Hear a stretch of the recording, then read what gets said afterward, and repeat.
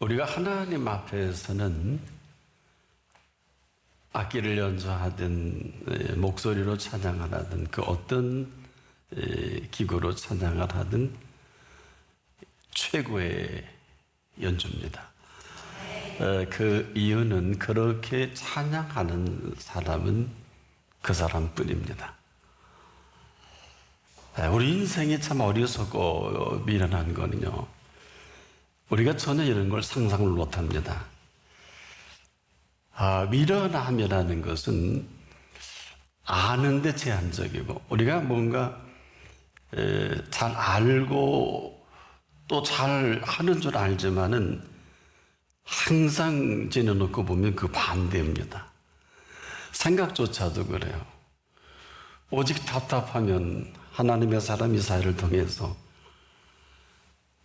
내 생각은 네 생각과 다르고 내 길은 내 길과 달라서 하늘의 땅보다 높은 같이 내 길은 내 길보다 높고 내 생각은 내 생각보다 높다.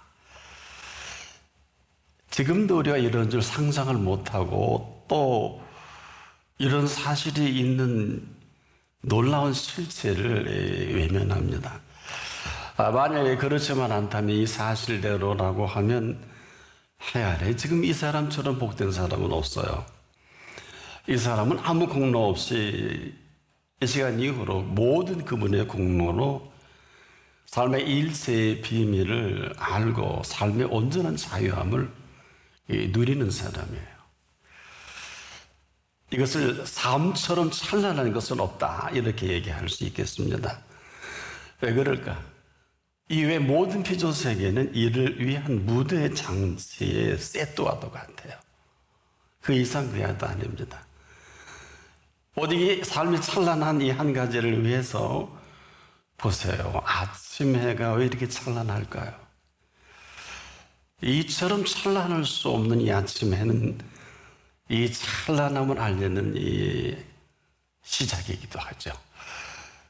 이는 참 빛 대신 이 생명의 빛 대신 분께서 우리에게 나타내 보이시는 첫 시작이기도 하죠.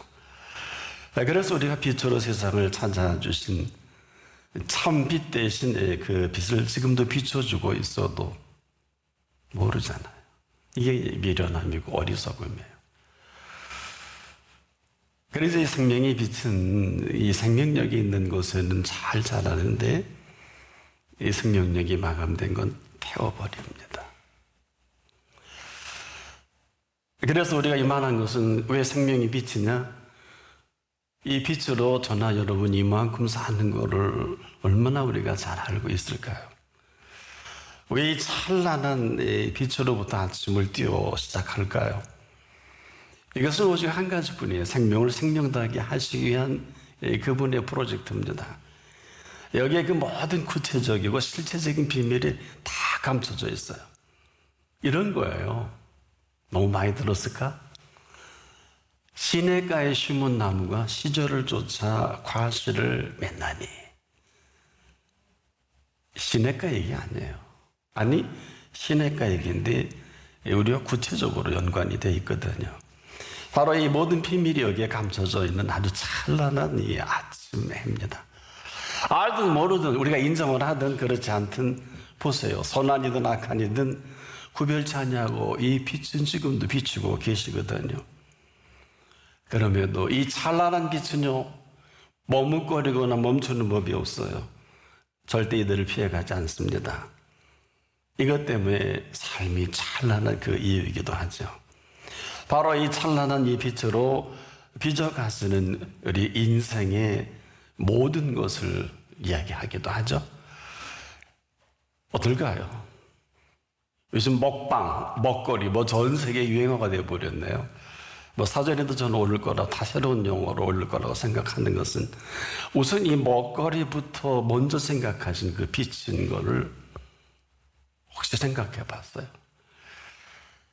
드넓은 벌판과 이 산과들의 그 빛으로 빚어가시는 오직 우리 몸만을 생각하시고 가장 좋은 먹거리들을 빚어가신단 말이에요. 이뿐 아니에요. 마실 거리, 입을 거리. 먹고 즐길 수 있는 볼거리까지도 빚어내시고 계시거든요. 언젠가 제가 이탈리아 남부에 그 카프리 섬을 찾은 일이 있어요. 그 섬 정상에 올라가니까 아주 깎아내린 듯한 이 절벽 아래로 에메랄드 빛이 비춰지는 이 바닷물에 수없이 흰 갈매기들이 원을 그리며 하얀 노트 위를 빙빙 도는데 저 그 절벽 위에서 넋을 나가고 바라본 일이 있어요. 얼마나 환상적인지 손에 든 커피가 식는 줄도 몰랐습니다. 전생에 처음으로 그렇게 흰 갈매기가 하얀 노트 위 에메랄드 빛에 어우러지는데 전생에 처음 봤거든요. 찰스 왕자가 여기 신혼여행을 갈 만하다. 그런데요, 찰스만이 아니라 저와 여러분입니다. 이토록 찬란한 해를, 찬란한 아침빛을 비춰가시는 삶의 오묘한 신비로 우리 삶은 찬란해질 수밖에 없는 거란 말이에요. 그 눈으로, 우리 눈이 아니에요. 그분의 눈으로 가장 아름답게 지어놓으신 풍광들을 우리가 보는 것 뿐이에요. 또 그 귀로 들으시기에 가장 아름다운 소리를 지어내어 놓으신 새소리, 물소리, 파도소리, 바람소리, 나뭇가지 사이 흔들리는 소리도 있죠. 골짜기에 흐르는 물소리가 있고 실개처럼 흐르는 시냇물 소리, 심지어 생명의 탄생을 하는 알리는 아기 울음소리까지 신비로운 소리들로 가득 차 있어요. 이뿐 아니에요. 우리 후각을 통해서는 반드시 뇌에 새로운 자극과 영향력을 끼치는 꽃향기가 있죠. 이건 아무리 강조해도 지나치지 않죠. 여러분이 좋아하시는 이 장미꽃 향기, 백화꽃 향기, 오래되면 이 라일락꽃 향기인데 이 수많은 꽃의 향기들이 우리의 코를 통해서 그 냄새를 맡게 하신 행복이거든요. 샤넬 넘버 5가 부러워할 정도로 수많은 꽃의 향기를 그 코로 맡을 수 있게 하신다. 호사이기도 하죠. 바로 이 냄새 맡을 수 있는 이 행복입니다. 이것은 삶의 향기를 더하죠. 아주 좋은 그 향기로운 향기로 삶을 보듬어가지 않습니까? 이 정도가 아니에요.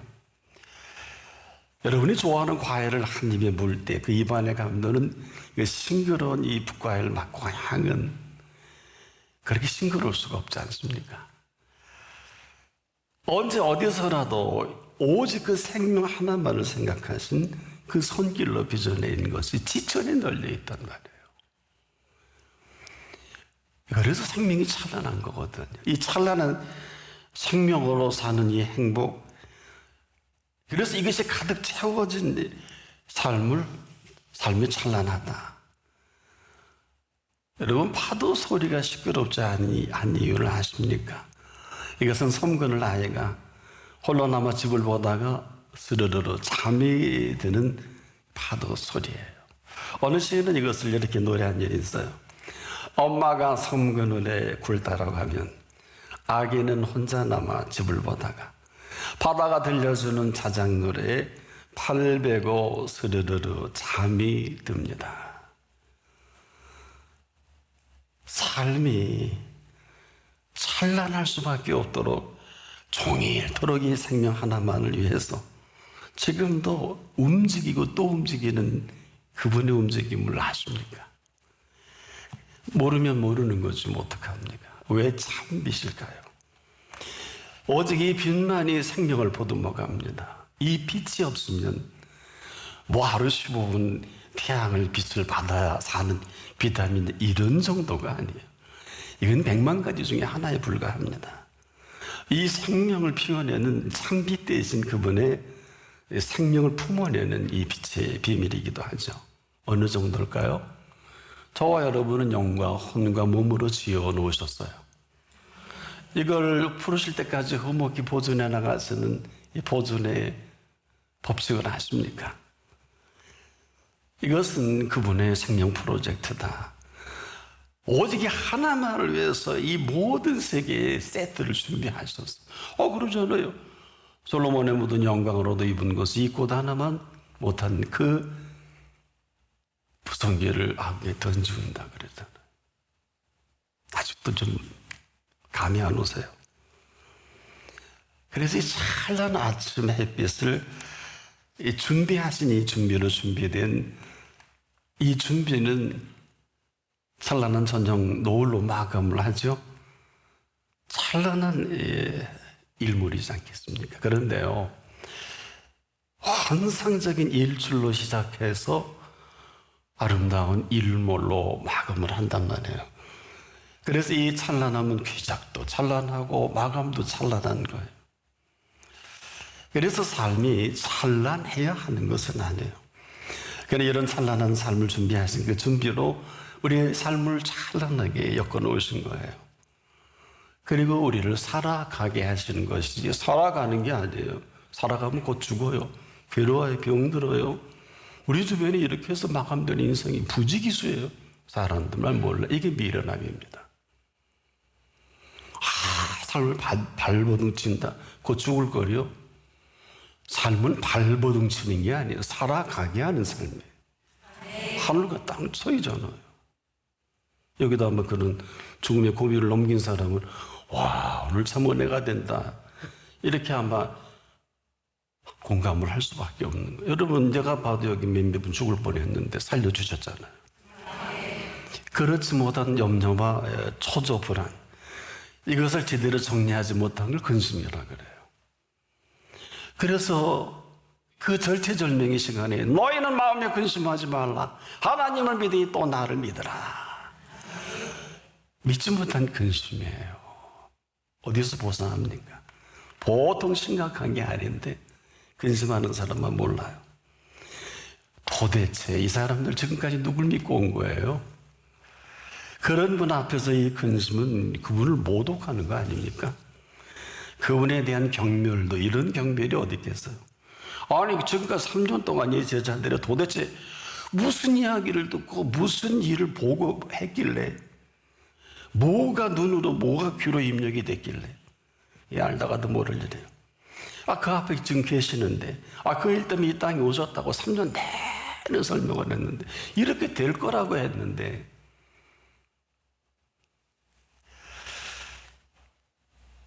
그렇기 때문에 심각한 거예요. 말씀을 안 하셨다든지 안 보여주셨다든지. 그리고 그들 앞에서도 얼마나 생명의 여부를 느껴서 예루살렘을 가는 시간을 조절하고 그랬잖아요. 아직 내 때가 아니다. 뭐 철없는 동생 야고보는 집에서만 그렇게 방구석 도사하지 말고 빨리 예루살렘 가서 폼 잡고 일 좀 하라고 얼마나 싸웠어요. 그래서 동생 야고보를 예수님이 십자가에 달릴 때 안 믿었잖아요. 승천하시기 전에 다행히 고린도전서 15장에 무릎 꿇고 형님 대신 예수 앞에, 그 뒤로 그는 낙타무리며 살아나게 되잖아요. 그런 거예요.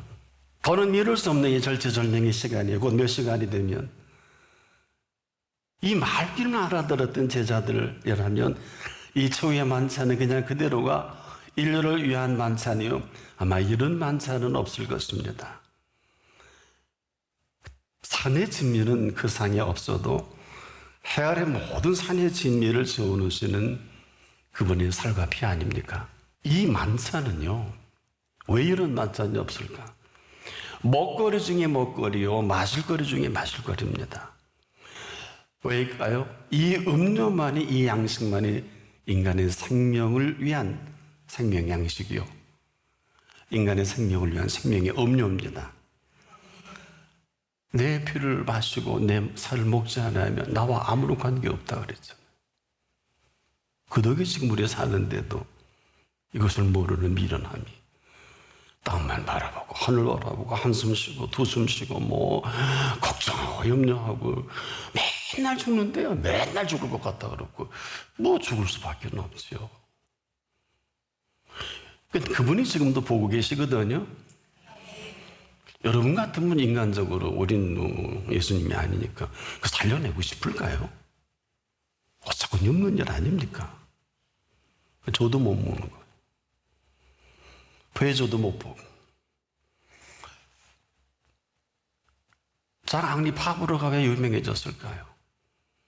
한 번은 날팔레들이요, 먹을 걸 가운데 두고 몇 날 며칠을 도는 거예요. 그러다 다 굶어 죽더라. 그래서 장 앙리 파브르가 유명해졌어. 그 사실을 발견해서 이들에게 먹을 걸 갖다 줘도 안 먹어요. 한 놈만 따라 빙빙 돌다가. 인생이 그런 거 아니에요. 그 부모의 그 자식이겠죠.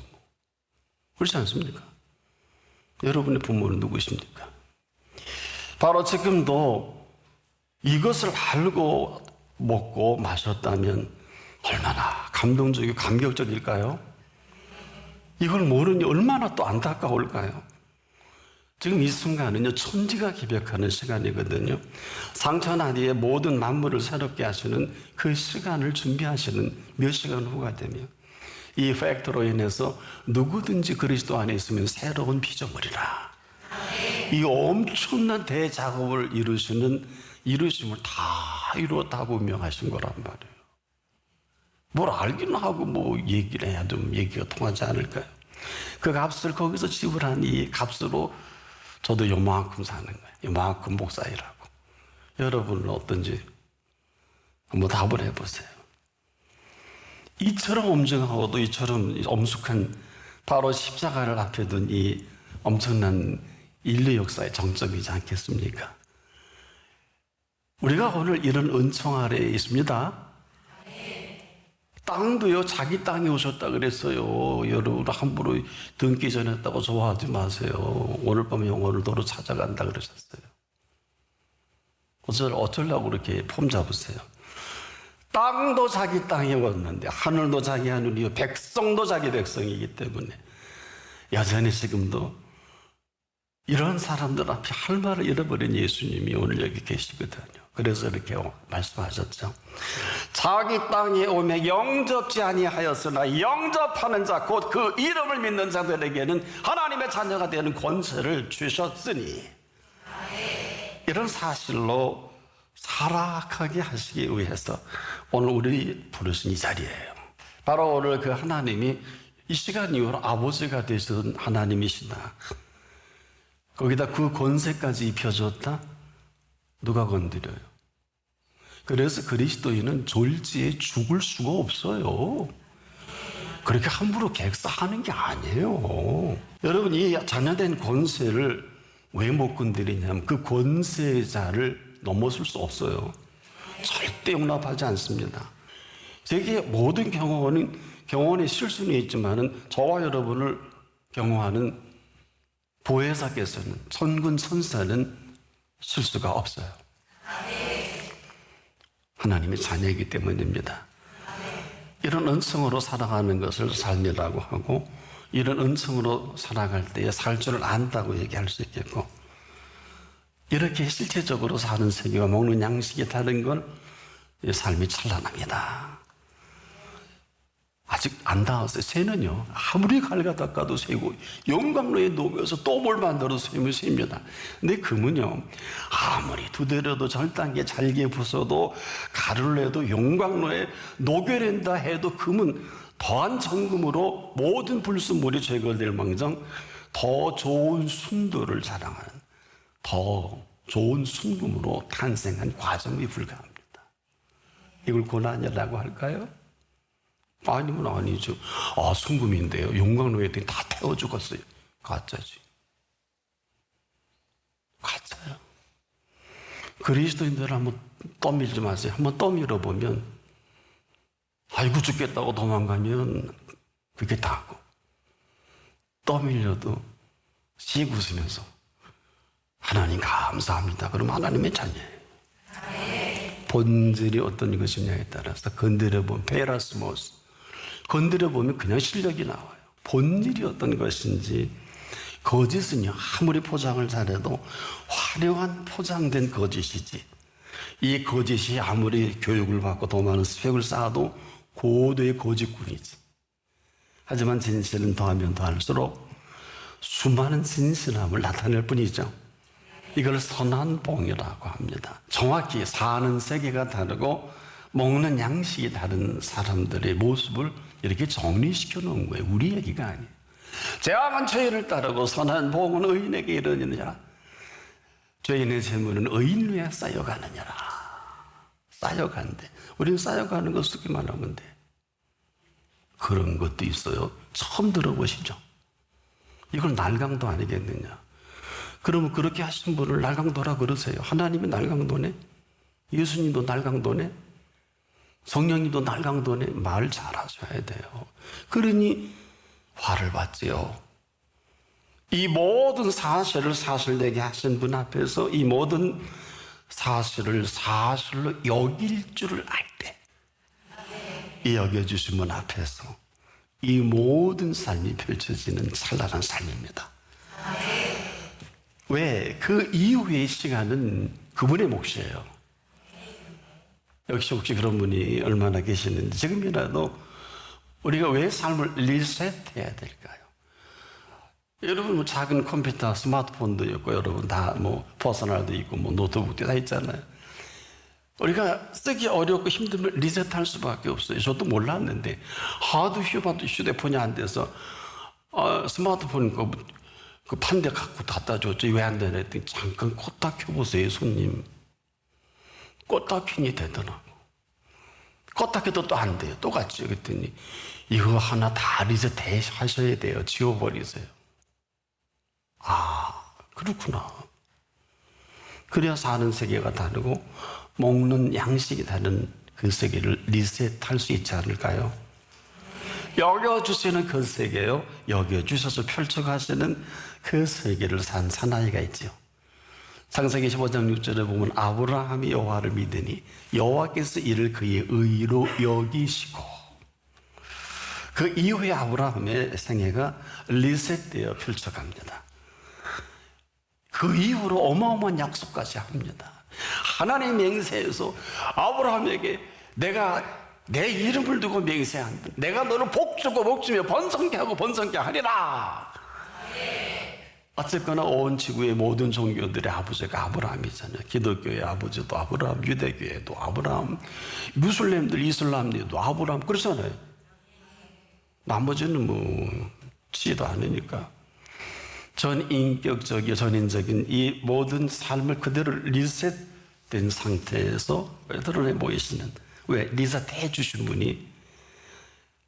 그래서 우리가 지금 삶은 기껏해야 오욕칠정입니다. 이 오욕칠정이라는 것은 5가지 욕망과 7가지의 감정인데, 오욕에 그냥 참고로 재물욕, 명예욕, 그리고 식욕, 수면욕, 색욕, 이걸 5가지 오욕이라 그래요.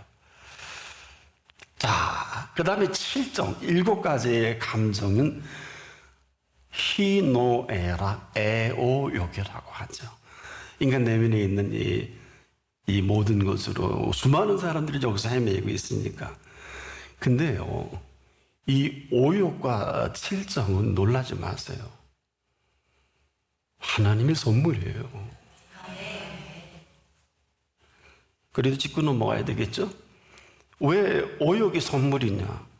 내 욕심이니까 선물인데, 이 오욕은 보세요. 재물욕으로 살래? 주신 재물로 살래? 병이라 생명 걸래? 주신 자리에 앉을래? 그냥 식욕에 그냥 빠질래? 먹방에 빠져 병들어 죽을래? 아니면 주신 먹거리로 먹을래요?